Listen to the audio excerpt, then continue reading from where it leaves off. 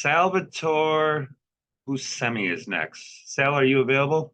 I am available. How are you? It's a pleasure and a privilege to be here again, Christian. I'm so ready for your energy. Bring it, Sal. Tell us about yourself first. And some people haven't met you. And Yeah.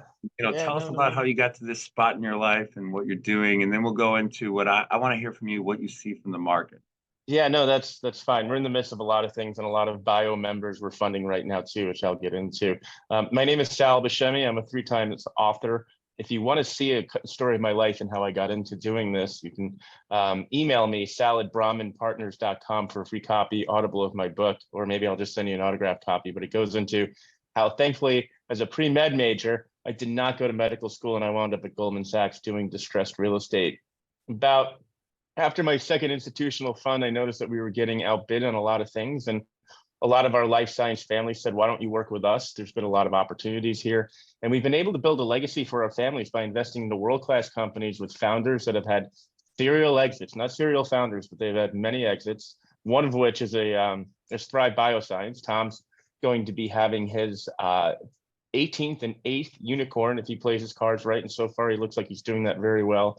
And we've invested in a lot of companies, and there's two rules that we have for that. Number one, we generally don't invest in first-time founders, and that's helped us, especially during the Silicon Valley banking debacle. Somebody was talking about venture debt before, and that was something that we did not get into. A lot of companies that went out of business were the ones that used a lot of leverage.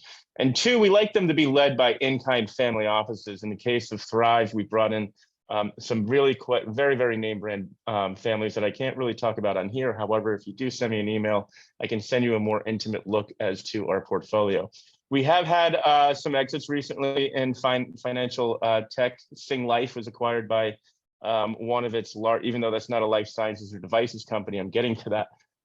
We did have an exit recently that we were busy with distributing to our investors.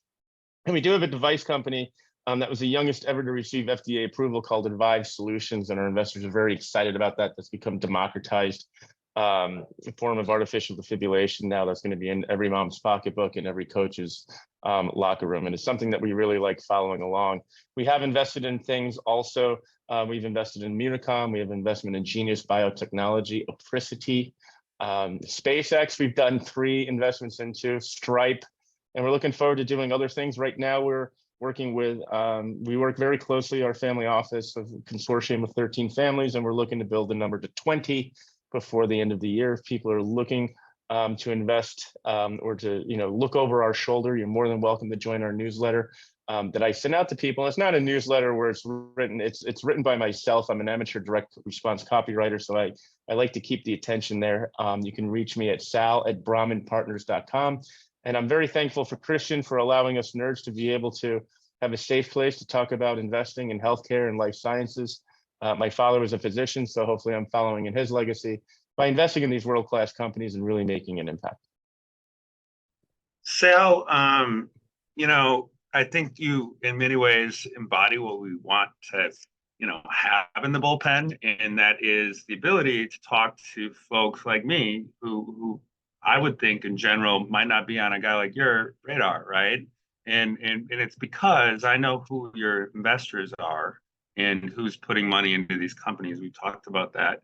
So, I mean, how do you do that? I mean, you're working in so many relationships, and I know you're deep into real estate, you're deep into biotech, you're deep into balance. How do you balance all this in your spot? I think you have to really pick about the ones that's going to make the biggest impact. And, we get pitched things all the time, and you have to be the master of no. But one of the things that we do with our families is that today, for everyone, and this goes back to my days as a Goldman Sachs coverage banker, you are on top of people. You have to get their attention, because if you're out of sight, you're out of mind, and nobody's going to pay attention to you. And one of the things that I've done over the years is not just write books, but also keep people abreast. I'm very active on LinkedIn. I'm trying to get into the Twitters, but it's kind of hard. There's a different crowd, but really starting to build that community with people who are like, you know what, I really like what's going on here. I like the communication. I like the interactivity.